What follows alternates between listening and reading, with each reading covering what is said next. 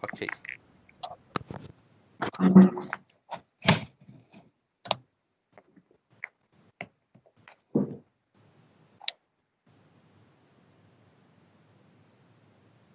Vamos começando então a nossa live.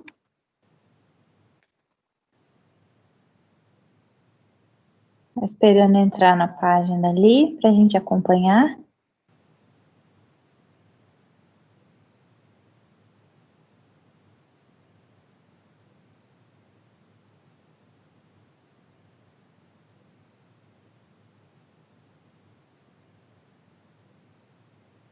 Tudo certo aqui, pessoal do TI?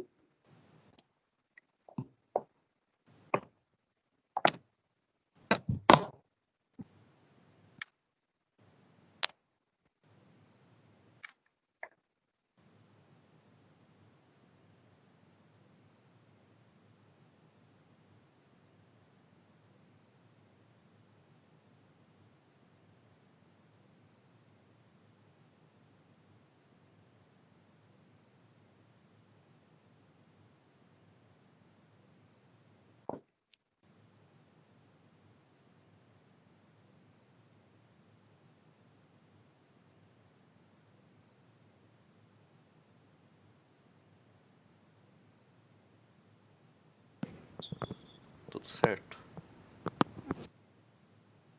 Tá rodando já? Eu não vi aqui na página.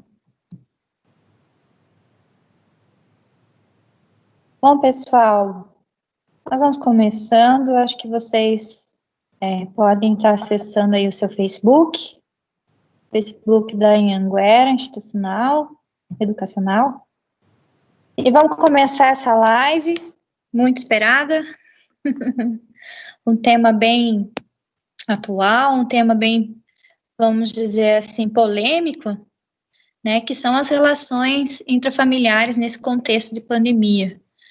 E por que que a faculdade está promovendo esses debates, né, para que a gente possa estar discutindo assuntos relevantes, treinando os nossos conhecimentos, né, trocando conhecimento, agregando conhecimento, né, para nós, para os alunos. Isso, para nós, enquanto profissional, é muito bom, porque a gente faz com que a gente saia do comodismo, corra atrás, né, e também se aperfeiçoe cada vez mais para prestar, né, um bom atendimento para vocês. E antes da gente começar, antes de mais nada, para quem não me conhece, eu sou a Fabiane Merick, sou tutora do curso de Serviço Social da Anhanguera, e é um prazer estar aqui com vocês para a gente fazer essa nossa live. Eu gostaria de contar também com a participação de vocês, quem tiver online aí, tá mandando seu recadinho, mandando a sua contribuição pelo Facebook mesmo, sua dúvida, enfim, o seu comentário, a sua experiência, porque a pretensão dessa live nada mais é do que fazer uma discussão, fazer uma reflexão sobre esse momento que a gente está vivendo. Então, para a gente começar esse tema, as relações intrafamiliares no contexto de pandemia, eu acho importante a gente conceitualizar algumas coisas, né? O que é uma família? Uma família são pessoas, hoje na contemporaneidade, né, o conceito mais moderno de família que a gente tem, a família é aquela sociedade, são pessoas que convivem sobre o mesmo teto, né, que compartilham de relações de afeto, de proteção, de cuidado, né, e acabam convivendo, né, sob o mesmo teto. Não precisa ser necessariamente parentes consanguíneos, né, então família é tudo aquilo, são pessoas que a gente considera, pessoas que a gente ama, pessoas que a gente quer bem. E isso se torna uma família também, ela é uma unidade social complexa, né, e há vários conceitos sobre famílias aí em diversas áreas do conhecimento, né? Seja sociologia, antropologia, enfim, várias compreensões. Mas o que a gente quer abordar aqui são essas pessoas que se consideram e que moram sob o mesmo teto. E essas relações, o que seriam isso? Essa convivência, essa construção desses sentimentos que vão unindo, né, essas pessoas pelo vínculo afetivo. Mas por que que a gente está falando desse assunto? Porque esse contexto de confinamento, esse contexto de pandemia, ele traz para a gente, enquanto família, desafios muito grandes, né?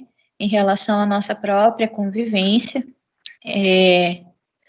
porque a gente acaba tendo, vamos dizer assim, um momento de intensidade, né? Nessa convivência, nesse desdobramento das relações.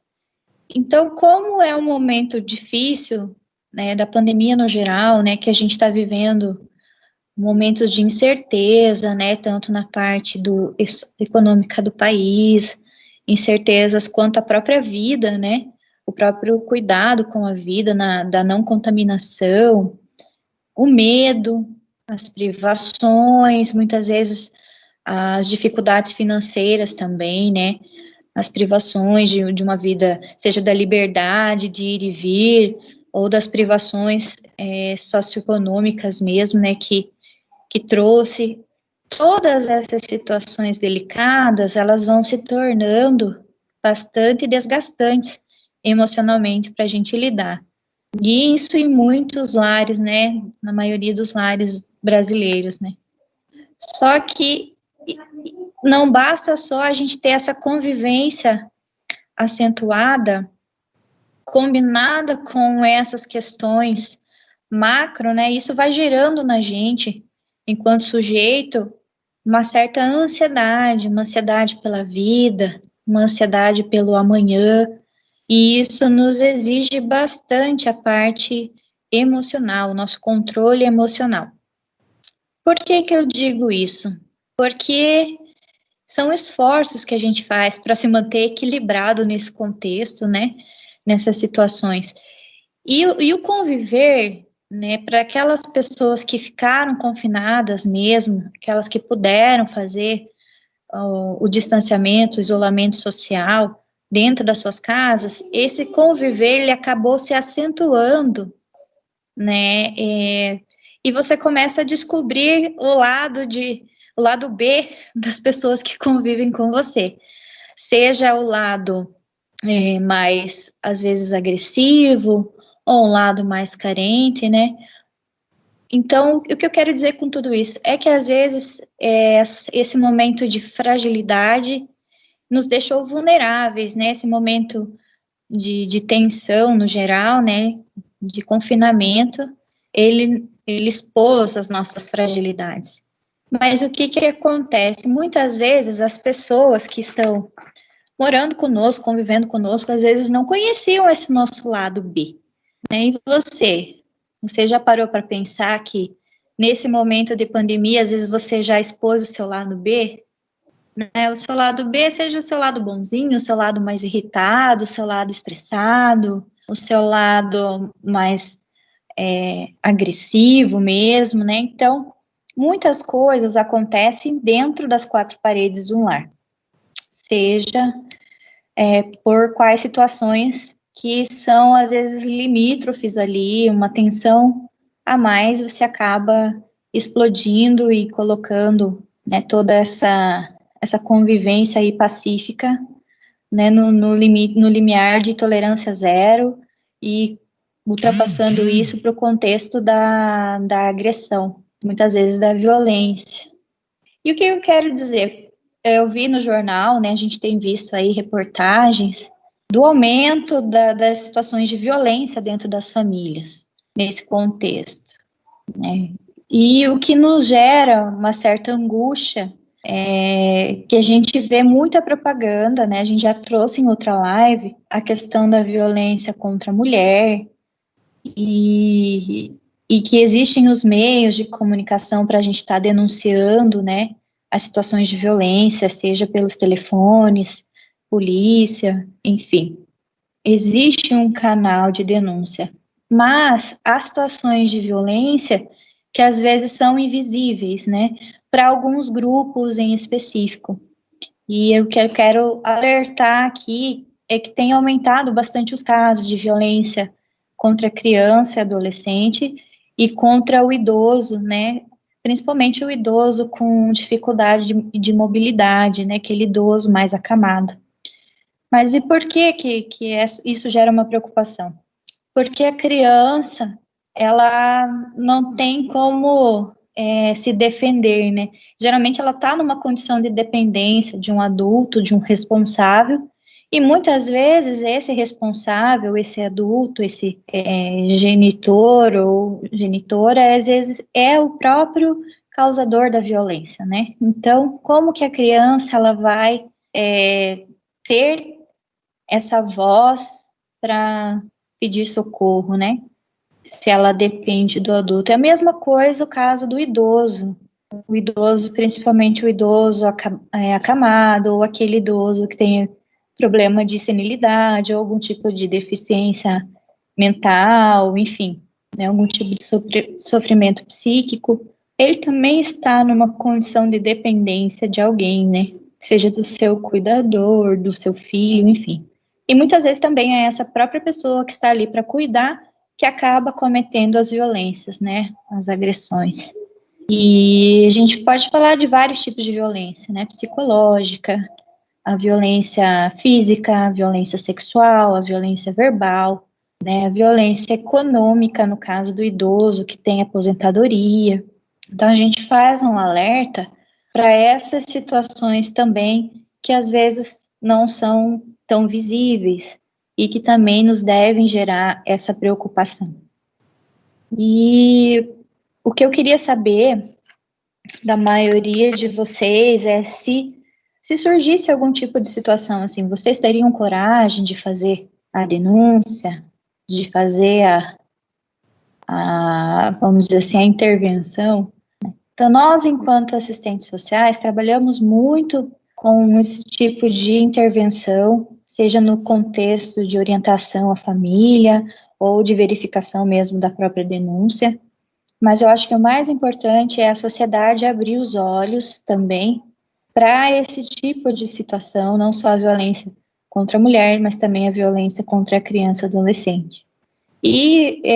Mas isso acontece muitas vezes até pela nossa própria, vamos dizer assim, construção da nossa própria sociedade, né? No que ela entende como ser o idoso, entende como o envelhecer, né? Que existe aí uma situação de consenso, de senso comum, melhor dizendo, né, onde o idoso ele não é visto como uma pessoa ativa, uma pessoa socialmente produtiva. E isso acaba sendo visto pelas pessoas como se o idoso fosse um fardo, né? Então, sendo que esse idoso muitas vezes, né, carregou essa família nos braços, construiu as coisas e pôde possibilitar uma vida para essa família, mas agora no final da sua própria vida não consegue ter o amparo devido, né? Mas enfim, o que eu quero dizer é que as relações elas são muito delicadas, né? A convivência em si ela gera em nós desafios, ela nos provoca desafios, né? Que a gente tem que criar estratégias de superação. Muitas vezes, a melhor seria se fôssemos, tivéssemos a capacidade de nos comunicar, né? De nos expressar com liberdade, sem temer os pensamentos, as palavras ou as ações. Mas muitas vezes a gente, pela própria, vamos dizer assim, modus operandi, como aquela própria família, a dinâmica daquela família funciona, às vezes a comunicação aberta, ela não é possível, né? As pessoas não conseguem se expressar dessa forma. E a gente percebe também, trazendo uma outra informação aí, que eu vi no jornal ainda hoje, salvo engano, acho que foi no G1, que aumentou muito também os números de divórcio durante a quarentena. E o que a gente pode entender com tudo isso? Que muitas vezes esse contexto aí de convivência contínua tem feito com que as pessoas conheçam o outro como ele realmente é. E às vezes a forma de conhecer esse outro lado aí também do seu companheiro ou companheira não foi aquilo que era o esperado, né? Mas, enfim, para a gente trazer aqui estratégias de como a gente poder conviver melhor nesse tempo de pandemia, fica aí as dicas, né, dos profissionais da área da psicologia, quando eles trazem a importância do diálogo, a importância do respeito mútuo, né, do companheirismo, mas principalmente da nossa capacidade de estar equilibrando essas diferenças, de aceitar o outro como ele é. Mas isso é tão difícil se a gente for parar para pensar, né? Porque a gente muitas vezes quer que o outro seja como a gente é, ou como a gente quer que ele seja. E quando a gente percebe que o outro não é, não vai suprir essa necessidade ou esse desejo, é aí que o atrito começa, é aí que os desentendimentos começam. E falar do outro também nos faz pensar de como será que esse outro também me vê, né? Fazer essa jogada aí de olhar para si nesse momento de pandemia. Será que eu também contribuo pacificamente para essa relação, nesse convívio familiar? Eu contribuo de uma forma bacana, eu ajo de uma forma tranquila, ou eu também sou estressado, eu também sou uma pessoa geniosa, de difícil diálogo, difícil compreensão. As coisas que vão nos estressando, que vão nos desgastando, né? Como a gente tem visto aí em vários estudos que a gente percebe, tem visto, é que as situações desgastantes muitas vezes também são geradas pelo acúmulo de tarefa, né? Que principalmente aí o pessoal que está trabalhando em casa, tendo que administrar a rotina da casa, com os filhos, com o trabalho. Às vezes não é só um trabalho que trabalha em 2, 3 funções, e mais as tarefas de casa, as tarefas da relação em si ali, do seu papel de companheiro, companheira, de estar apoiando, né, o seu parceiro. Acaba trazendo também essa sobrecarga sobre a gente, né? Faz com que a gente se esgote emocionalmente, vamos falar assim, né? E principalmente outra coisa que a gente percebe nesse contexto é também essa falta de privacidade, né? Porque a gente acaba estando ali 24 horas convivendo com a pessoa, a gente acaba não tendo um tempo só pra gente. E quando a vida não era em torno da pandemia, a gente reclamava pela correria, pela falta de tempo, pela falta de estar desfrutando, né, da família, da residência mesmo, e acabava, às vezes, até passando alguns momentos sozinho, né, mas hoje não é mais possível, porque a gente está vivendo ali, convivendo constantemente.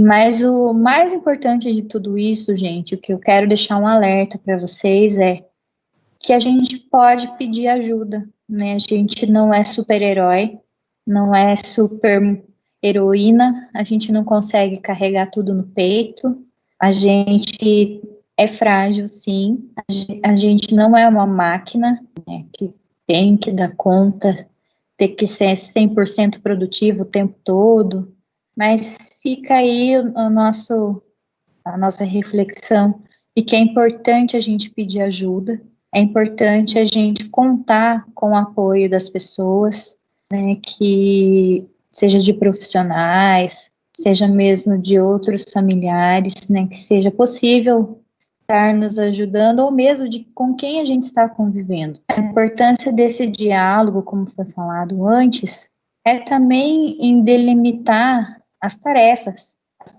da casa, as tarefas, seja da rotina, da família, para que não sobrecarregue ninguém, para que haja mais tranquilidade, mais harmonia dentro desse lar. E nós temos que procurar viver mais, vamos dizer assim, não mais zen, mais tranquilos mesmo, sabendo que o que a gente está fazendo é valorizado, mas não precisa necessariamente ter o reconhecimento alheio para isso. Mas saiba que cada um de nós desenvolve um papel importante dentro da nossa sociedade e principalmente dentro da família que a gente convive, né? Então, não fique esperando esse reconhecimento. Você precisa se auto-reconhecer como importante também. Lógico que é legal a gente receber um elogio, a gente receber, né, alguma palavra de afirmação e saber que você está no caminho certo. Mas muitas vezes isso acaba não vindo, e quando isso não vem da forma que a gente espera, a gente se frustra. Mas o importante é a gente entender que cada um tem a sua função, cada um tem o seu papel dentro dessa engrenagem, dessa família aí, para que isso possa acontecer.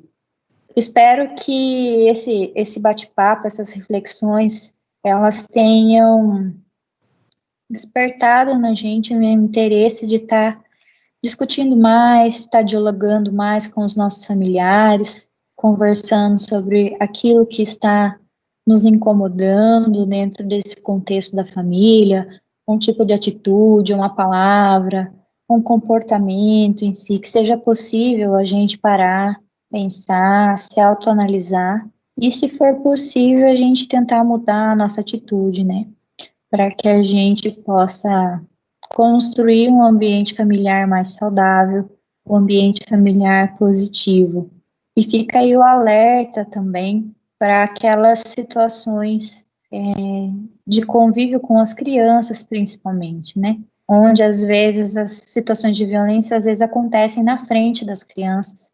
O quanto isso impacta negativamente no desenvolvimento emocional, psicológico, né, dessa criança. Então fica aí o alerta também para que a gente se atente, né, às situações de comunicação na frente das crianças, para que o nosso ambiente familiar possa ser o mais saudável possível, né? E eu espero que, de alguma forma, eu possa ter contribuído com vocês nessa noite, né? Não foi um bate-papo tão teórico, tão pesado, mas foi uma linguagem mais tranquila para que todo mundo possa compreender e que às vezes a gente se pega aí pensando como estou sendo, né? Como eu estou sendo para a minha família, né, nesse contexto, o que eu estou contribuindo, o que eu estou contribuindo negativamente, né, que a gente possa se repensar, que a gente possa estabelecer a partir daqui relações positivas, diálogo, compreensão, companheirismo, parceria, desenvolver atitudes proativas, né, para que ninguém se sinta sobrecarregado. E na próxima semana já quero deixar aqui um convite para vocês. A gente vai estar falando sobre a importância do autocuidado e da saúde mental nesses tempos de pandemia. Então, a gente vai estar divulgando aí na nossa página. Quero que você acompanhe conosco e que esteja com a gente na nossa próxima live também, trazendo algumas questões. Eu não consegui acompanhar por aqui, o meu computador acho que travou. Deixa eu tentar dar uma olhada aqui, ver se tem alguma contribuição, alguma pergunta. Só um pouquinho, pessoal.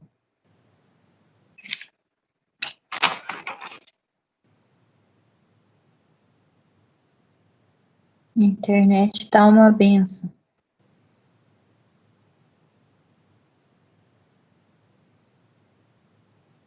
Vamos lá.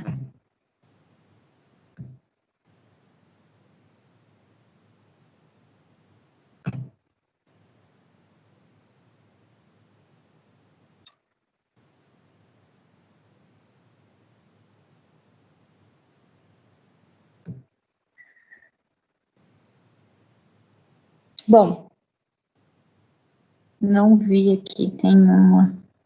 O pessoal da TI vai me dizendo aqui se teve alguma pergunta, por favor.